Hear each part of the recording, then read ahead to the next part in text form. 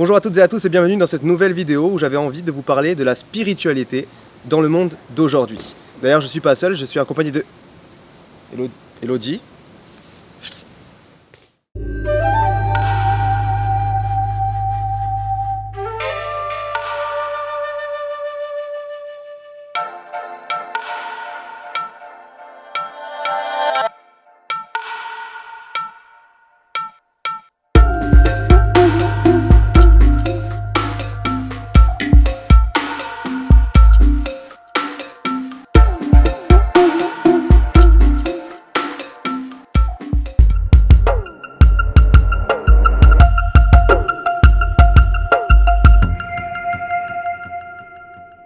Salut tout le monde, je suis super ravie de vous retrouver ici sur la chaîne de Dylan pour vous parler de la spiritualité.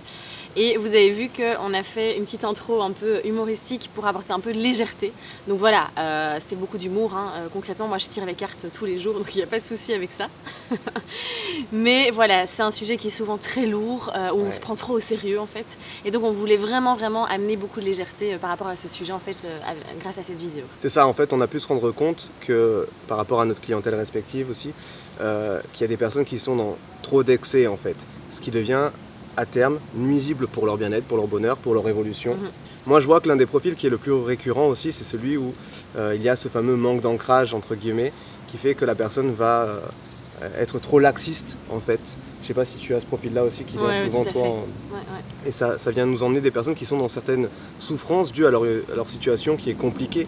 Leurs papiers ne sont plus à jour, rien n'est pris au sérieux, ils sont dans trop de légèreté entre guillemets. Rien n'est grave, c'est pas grave, ça va, c'est vraiment ça. C'est ça. Alors non, soyons honnêtes, la spiritualité c'est pas s'en foutre de tout. Oui c'est ça, c'est ce côté... ça fait partie de la vie, ça va passer, c'est normal, c'est ok.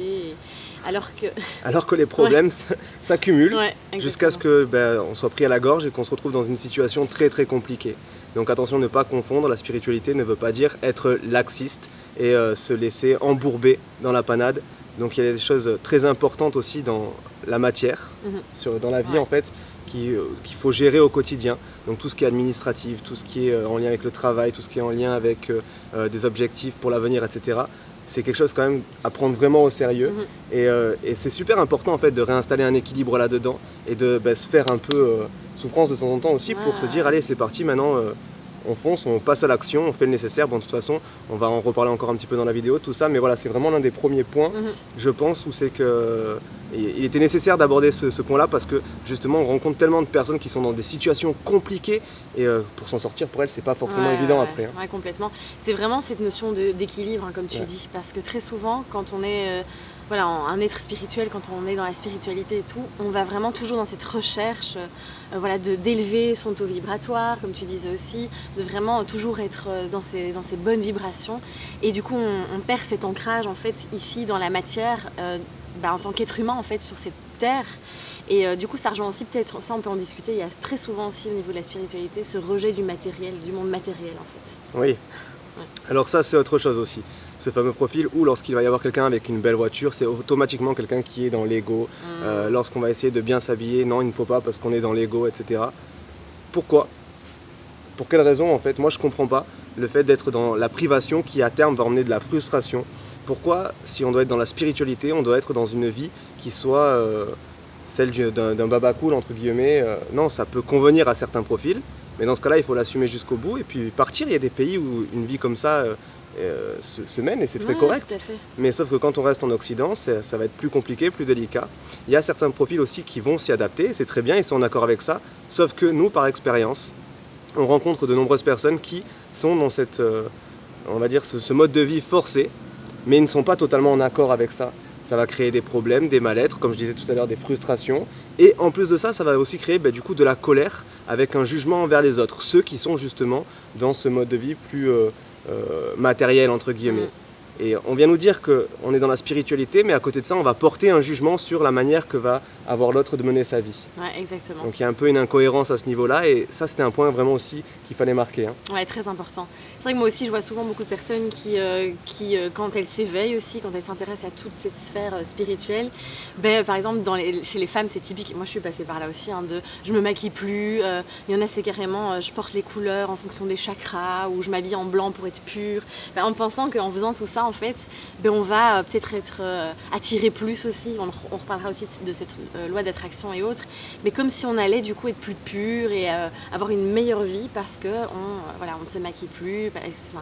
Et c'est vraiment de revenir aussi et de s'écouter et d'accepter l'équilibre entre les deux. Ouais, c'est ça. C'est vraiment hyper fondamental. Ouais. C'est ça. En soi, il faut bien comprendre qu'avec cette spiritualité, entre guillemets, il n'y a pas d'obligation de ce style-là, il n'y a pas de schéma, de cases dans lesquelles il faut correspondre. Mais c'est vivre votre spiritualité à votre manière, en fait. C'est ça, vraiment ça. C'est ça. L'objectif, c'est d'être en accord avec ce que l'on fait. Et sur cette base-là, ok, pourquoi pas qu'on soit n'importe où, mais tant qu'on est en accord. Ouais. Et donc, par rapport à cette fameuse étiquette aussi, cette case dans laquelle il faut correspondre, il y a un risque aussi qui vient à ce niveau-là, c'est de développer une sorte d'ego aussi. Alors dans la spiritualité, on va lutter contre l'ego, entre guillemets. En parallèle, on va se rajouter un ego qui est, entre guillemets, ce qu'on appelle l'ego spirituel. Ouais. Est-ce que ça te parle, toi, ça? Oui, ça me parle vachement. Parce que, on voit souvent des personnes qui, du coup, parce qu'elles s'éveillent, parce qu'elles ont l'impression tout à coup de comprendre tout de la vie et autres, d'être supérieures du coup aux autres. Ouais. Et les personnes qui du coup ne sont pas éveillées comme elles ou autres, sont moins bien. Il y a vraiment ce côté supérieur aux autres une fois qu'on est dans cette spiritualité. Donc ça vient encore créer un jugement. Ouais, exactement. Donc on est encore vraiment dans l'antipode de la spiritualité. Hein. Et ça crée la séparation aussi. Vraiment, intéressant. Ça crée vraiment la séparation entre les différentes personnes. Et à nouveau, on rentre. Parce que, en fait, souvent dans la spiritualité, on se dit qu'on est super ouvert, qu'on accueille tout le monde, qu'on accepte tout le monde. Et au final, en fait, on répète un même schéma qui est la séparation. Et vraiment d'avoir ces espèces de clans, d'identités, d'étiquettes aussi. Donc il y a ceux qui sont dans l'éveil spirituel et les autres. Ouais, c'est ça. Ok. Alors que chacun vit cette vie à sa manière et qu'il n'y a pas de... C'est pas parce qu'on est éveillé, plus conscient des choses qu'on est mieux que quelqu'un qui n'a pas forcément cette conscience au quotidien. C'est ça. Nous on le voit surtout dans notre boulot en fait, avec les fameux collègues qu'on pourrait avoir dans nos collaborations. Oui, où nous dans notre domaine, il y a quand même beaucoup de spiritualité. C'est quand même assez implanté maintenant dans notre domaine. Et de ce fait, on rencontre des gens qui sont pleinement investis dans leur spiritualité et qui essayent d'en faire leur boulot. Et alors là, à ce niveau-là, c'est la plus grande catastrophe parce qu'ils s'installent avec une sorte de supériorité aussi face à leurs clients en ayant la vérité. Exactement. Ils ont la vérité. Ils ont la vérité. Alors c'est leur vérité parce qu'on a chacun sa propre vérité en fait. Et donc finalement, personne n'a tort et tout le monde a raison, j'ai envie de dire. Chacun sa propre vérité. Mais c'est vraiment ce besoin de venir imposer sa propre vérité à tout le monde. Et donc encore une fois, ça crée à nouveau la séparation et on est dans le même schéma en fait. C'est ça. Pour information, c'est pour ça que moi dans les accompagnements que je peux dispenser, je mets vraiment un point d'honneur à utiliser des termes comme, lorsque je donne des conseils, il serait judicieux de faire telle action. Je t'invite à, moi j'ai toujours ça aussi, tu vois. Alors ce serait préférable, voilà, c'est ça, ouais. Mais ne pas être dans forcer à. L'objectif dans notre domaine, c'est de pouvoir donner des informations qui vont aider une personne à prendre conscience de sa situation, de prendre conscience des choses qu'elle peut remplacer, des actions qu'elle peut mettre en place, etc. Et de l'aider à son rythme dans ce cheminement-là. Mais beaucoup de problèmes avec ce métier-là où des gens vont être dans leur vérité. Il faut que tu fasses ci, il faut que tu fasses ça, la solution elle est uniquement là. C'est un peu compliqué quand même. Hein. Ouais, complètement. Tu sais, ça me fait penser à autre chose. C'est aussi quand tu t'éveilles, tu as l'impression que tu as tout compris. Et du coup, tu imposes aussi ta vision et tu as envie que tout le monde s'éveille aussi, que tout le monde t'as envie de... Parce que c'est comme une évidence pour toi en fait. Et au final, c'est vraiment laisser à chacun son rythme, laisser vraiment à chacun vivre sa vie comme il l'entend et de ne pas vouloir changer l'autre en fait. Et c'est vous faire votre propre chemin.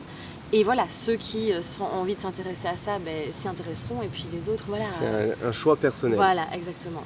Alors à savoir aussi, petite information, que dans notre domaine, on est aussi humain. Et on a aussi nos propres épreuves, on a nos propres difficultés et que peut-être on peut partager par expérience ce que l'on a vécu et comment on a réussi à franchir ces étapes-là. mais souvent on va donner des conseils en lien avec ce que l'on a vécu ou ce que on est en train de vivre. Et c'est phénoménal parce que je vois par exemple des personnes qui sont dans des difficultés de couple, etc., et qui vont donner des conseils avec le couple, justement, des personnes qui sont dans des difficultés avec l'alimentation et qui ont des gros problèmes, des troubles, etc., et qui vont être là à donner des conseils et dire aux autres il faut faire ci, il faut faire ça, etc. Donc prenez vos distances aussi, prenez les informations avec beaucoup de recul et de distance, parce que c'est vrai que dans ce domaine-là, lorsqu'il y a une sorte d'ego spirituel qui s'installe, on est face à un réel problème où on vient nous donner des informations qui sont assez erronées et qui sont plutôt en lien avec les batailles que l'on va mener de notre côté. Ouais, exactement. On voit vraiment que c'est finalement l'expérience de la personne en elle-même et c'est très... faut vraiment prendre, comme tu dis, beaucoup de recul par rapport à tout ça et finalement, encore une fois, créer sa propre vision et vivre sa spiritualité à sa manière, quoi. C'est ça. Ouais. Et ça rejoint finalement le point suivant aussi, où il y a quelque chose, tu vois, de vachement lourd, de vachement sérieux avec la spiritualité. Je trouve que, je sais pas si tu as cette impression-là on se prend trop au sérieux une fois qu'on est là-dedans, en fait. Oui. Oui. Ben, on est dans la même chose où c'est que on doit correspondre à cette fameuse étiquette, comme on disait tout à l'heure, et qui demande beaucoup de restrictions, une certaine abnégation, et qui en fait nous empêche complètement de vivre, quoi. On est dans cette fameuse difficulté, cette fameuse dureté, mais qui n'est pas en lien avec un mode de vie qu'on peut mener ici. Oui, c'est ça. Du coup aussi toujours ce côté je dois être positif, je dois être ouvert, je dois être sans jugement, je dois... Et en fait finalement plein de règles qu'on s'impose au quotidien. Et c'est de lourdeur, ça doit être sérieux, je dois être connecté, je dois être... Non mais voilà, prenez ça avec beaucoup plus de légèreté, éclatez-vous, voilà... Vous avez le droit de dire des conneries. Vous avez le droit de dire des gros mots. Vous avez le droit de sauter à pieds joints dans la boue. Vous avez le droit de n'importe... On est humain. Ouais, c'est clair. On est humain et on est tous pareils. Et la spiritualité n'est pas là pour nous empêcher de vivre, mais pour nous aider à vivre mieux. Et donc il s'agit là plutôt d'une philosophie de vie, donc une manière de devenir une meilleure personne, mais non pas on va dire d'être dans une sorte d'étiquette. C'est vraiment ce truc-là. C'est avec ça qu'on a un gros problème là. Justement. Complètement. Cette fameuse étiquette due à la spiritualité. Et on vous fait cette vidéo parce que justement on a beaucoup de recul par rapport à un réseau qu'on a depuis très longtemps aussi, où on a dû nous aussi faire le choix de s'éloigner de certaines personnes dans le temps. Je sais pas, toi, tu as dû t'éloigner aussi de nombreuses personnes. Moi, pour ma part, ça a été important pour que je ne puisse pas être parasité, parce que je pense vraiment qu'on est tous dans les mêmes batailles. Personnellement, moi, la manière dont je vois mon métier, c'est de donner des informations, des conseils sur un domaine d'expertise qui m'a beaucoup intéressé. Mais je ne me positionne pas en étant supérieur aux autres. C'est juste un domaine dans lequel j'ai beaucoup étudié, je me suis beaucoup informé, je me suis renseigné, je me suis formé, j'ai expérimenté exactement. Et donc sur cette base-là, je peux donner des conseils, mais non pas comme étant une vérité. Oui, tout à fait. Et c'est vrai, tu sais, il y a beaucoup dans la spiritualité, plein de concepts aussi, comme les flammes jumelles ou des trucs comme ça. Et du coup, voilà, il y en a qui vont vraiment rester tellement figés avec ce genre de concept. J'en ai donné un, mais il y en a tellement. Et du coup, qui vont finalement vivre en fonction de tous ces concepts. Oui, ils se créent des quêtes en fait. Voilà, exactement. Et ils s'enferment là-dedans complètement en oubliant de s'écouter. Parce que, non, mais on est flammes jumelles, enfin, j'ai pris cet exemple-là, mais et du coup, non, en fait, même si ça va pas du tout entre nous, on doit rester ensemble. Enfin, voilà, c'est tous des exemples comme ça aussi qui sont, voilà, c'est tellement sérieux, c'est tellement lourd, et c'est bon, je veux dire, faut s'écouter, faut vivre et mettre beaucoup plus de légèreté dans tout ça aussi, quoi. C'est ça, et comprendre que quand une situation elle est parasitaire dans notre quotidien, eh ben, si on n'arrive pas à l'arranger, que c'est compliqué, ben, il vaut mieux s'en libérer, tout simplement. Et ne pas s'attacher à un concept où justement, comme tu disais, ces flammes jumelles, je sais pas quoi, et il y en a plein d'autres. Il y en a plein, ou même ces personnes qui sont dans cette fameuse quête, et ça c'est vrai, moi je le vois souvent en consultation, je suis à la recherche parce que dans la spiritualité on le définit comme tel, donc je vois mon avenir qu'avec cet idéal. Et on idéalise vraiment en fait ce que l'on souhaite incorporer, si bien qu'en fait de cette quête-là, on passe à côté de beaucoup de choses.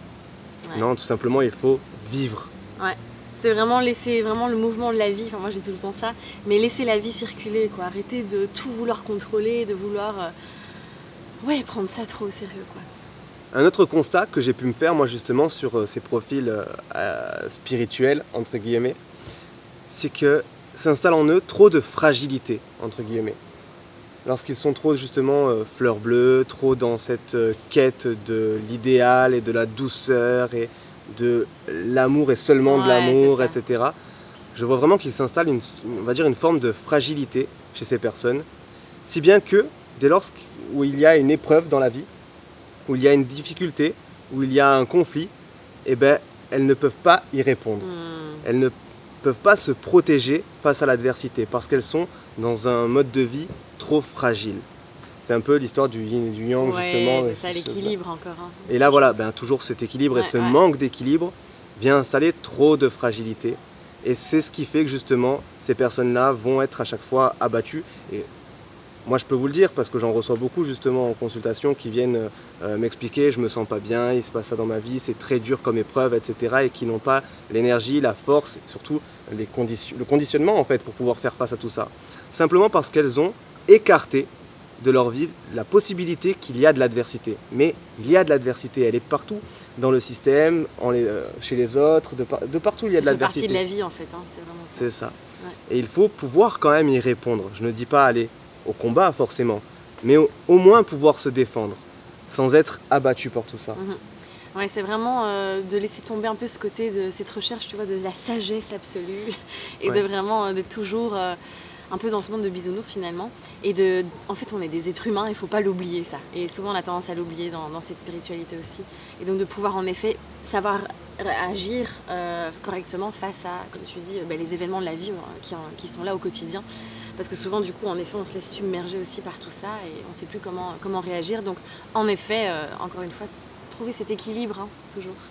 Tu parlais encore d'agir et c'est intéressant quand même parce que justement, il y a un autre phénomène là avec tout ce qui est l'attraction, etc. Ah, là, oui. Tout ce schéma de physique quantique, entre guillemets, qui a été très bien vendu d'un point de vue marketing par certains auteurs, etc. Sûr, hein. Et c'est super parce que en fait, si on veut, on peut voir tout ça, tout ce qui est loi d'attraction, etc., comme quelque chose de très intéressant. Moi, j'ai adoré ce phénomène-là pour la simple et bonne raison qu'en fait, elle est venue attiser l'ego de beaucoup de personnes en donnant des possibilités énormes. Et ça a été l'entrée en matière dans ce domaine spirituel, entre guillemets, pour beaucoup de personnes. Donc c'est super. Maintenant, c'est aussi assez dangereux.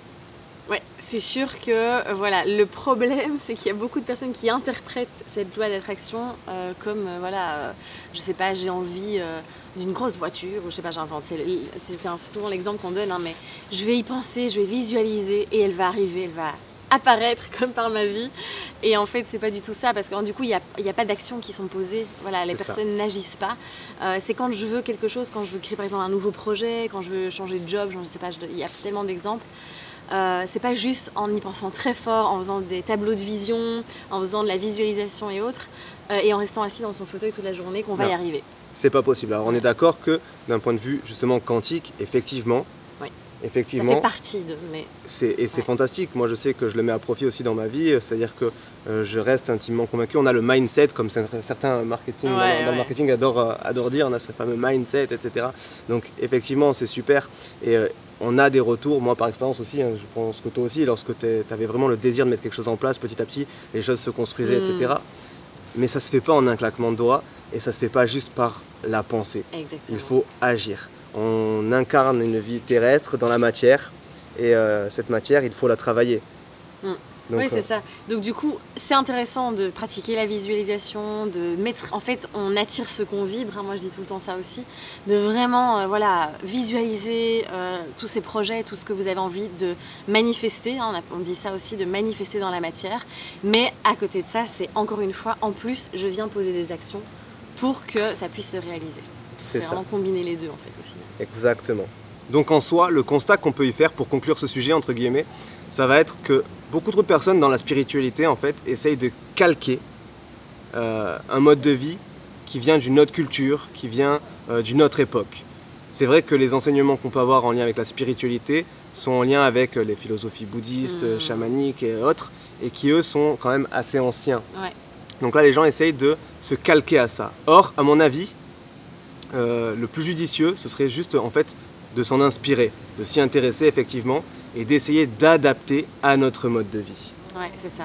On peut en tirer, prendre les enseignements, en tirer ce qu'on a envie de prendre en fait et de créer, comme on vous le disait finalement, votre propre vision et de vivre votre spiritualité à votre manière. Donc voilà les amis, c'était, on va dire, les points les plus importants en lien avec ce sujet qu'on souhaitait aborder. Maintenant, il y en a d'autres et on aura vraiment plaisir d'échanger avec vous à ce niveau-là. N'hésitez pas à nous poser des questions. Merci Elodie. Avec grand plaisir, merci à toi. N'hésitez pas, je vais mettre les liens dans la description de toutes ces pages, etc. Elle a une page Facebook, compte Instagram, YouTube, etc. Bref, elle est de partout et n'hésitez pas à aller checker ses comptes, c'est très inspirant. Merci. Donc voilà, merci beaucoup. Et ben, je vous dis à très bientôt dans une prochaine vidéo. Ciao les amis.